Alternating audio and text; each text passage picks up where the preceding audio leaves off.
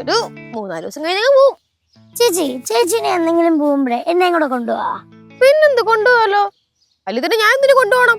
നീ ഒരു ട്രെയിൻ കയറി വാവച്ചേ. ഒറ്റയ്ക്കോ? പിന്നെ പാർപ്പ് ഇത്രയും വലിയ കുട്ടിയായില്ലേ, ഇനി ഒറ്റയ്ക്കൊക്കെ പോവാം. അങ്ങനെയാണെങ്കിൽ ഞാൻ വരാം. എന്റെ പൊന്നു മക്കളെ, തമാശ പറഞ്ഞേട്ടാ, ഇറങ്ങിയൊന്നും പോയിക്കളയല്ലേ. അക്കരല്ലേ ഞാൻ കൊണ്ടാ. ചേച്ചി അല്ലാണ്ട് വേറെ ആര് പിന്നെ മക്കളെ കൊണ്ട് കൊടുത്തു? എന്തോന്ന് മക്കളെ കയ്യിൽ എണ്ണി പഠിക്കണ? തിരിച്ചോടിയാലാ? വേണ്ട ചേച്ചി, വാ.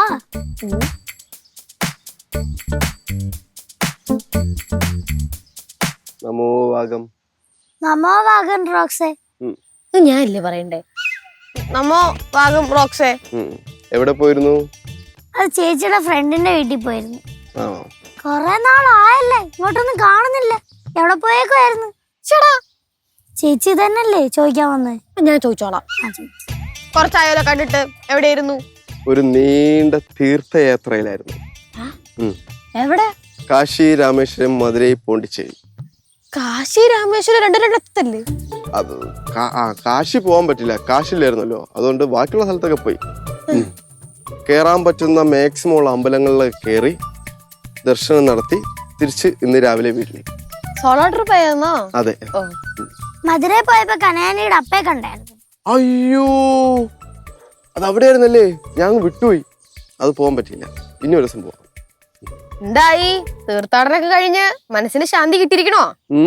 നന്നായി കിട്ടി. ഉത്തമം. പിന്നെ നിങ്ങൾക്ക് വേണ്ടി ഞാൻ പ്രസാദം കൊണ്ടുവന്നിട്ടുണ്ട്.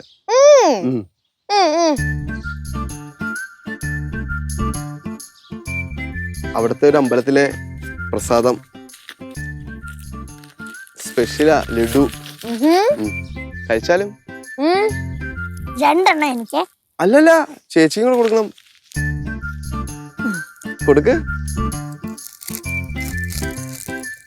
റോക്സിനൽപ്പം? അല്ല വേണ്ട, ഞാൻ കഴിച്ചായിരുന്നു. ലഡു മാത്രല്ല, മുന്തിരിയും ഉണ്ട് അതില്.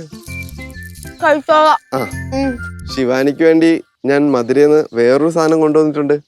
എന്തോ, കുപ്പിയോളയാണോ? അല്ല. പിന്നെ മുത്തുമാലയാണോ? അതും അല്ല. പിന്നെന്തുവാ, കമ്മലാണോ? അതും അല്ല, വേറൊരു സാധനം. മുറുക്കാനാണോ? അല്ല, മുറുക്കാനൊന്നുമല്ല.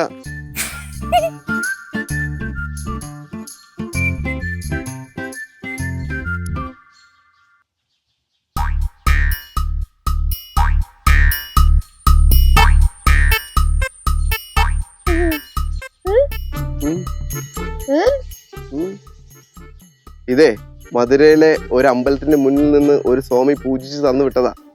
ആർക്ക്? ശിവാനിക്ക്. എനിക്കാ? എന്തിനാ? ഇത് കൈ കെട്ടിക്കഴിഞ്ഞാലേ ഐശ്വര്യവും പഠിക്കാൻ നല്ല ബുദ്ധി ഉണ്ടാവുന്ന സ്വാമിജി പറഞ്ഞത്. എനിക്കൊന്നും വേണ്ടെന്തായാലും. അങ്ങനെ പറയല്ലേ ശിവാനി. ശിവാനി അമ്പലത്തിലൊക്കെ പോകുന്നല്ലേ, ദൈവകോപം ഉണ്ടാവും. ഇത് കെട്ടിക്കോ, നല്ലതാ, ഐശ്വര്യം ഉണ്ടാവും.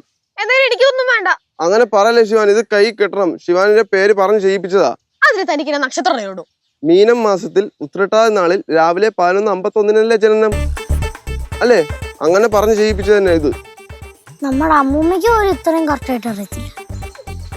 ഇത് വാങ്ങി ശിവാനി. എനിക്ക് വേണ്ടടോ. അങ്ങനെ പറയല്ലേ, നെഗറ്റീവ് എനർജി തിരിച്ചടിക്കും. ആർക്കടിക്കും? ശിവാനിക്ക്. അത് മാത്രല്ല, പഠിക്കേണ്ട ബുദ്ധിയും പോലുള്ള ഐശ്വര്യവും താന്നു. ചേച്ചി മേടിച്ചോ? അല്ലെങ്കിൽ തന്നെ പഠിക്കാനുള്ള ബുദ്ധിയില്ല. ഉള്ള ബുദ്ധിയും കൂടെ പോയി കഴിഞ്ഞ് മേടിക്ക്, നല്ലതാ.